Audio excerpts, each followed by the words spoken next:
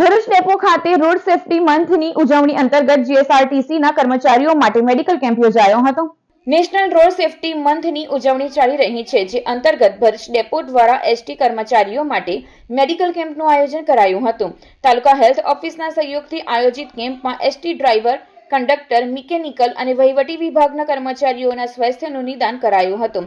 કેમ્પનો લાભ તમામ કર્મચારીઓએ લઈ પોતાના સ્વાસ્થ્યની તપાસ કરાવી હતી।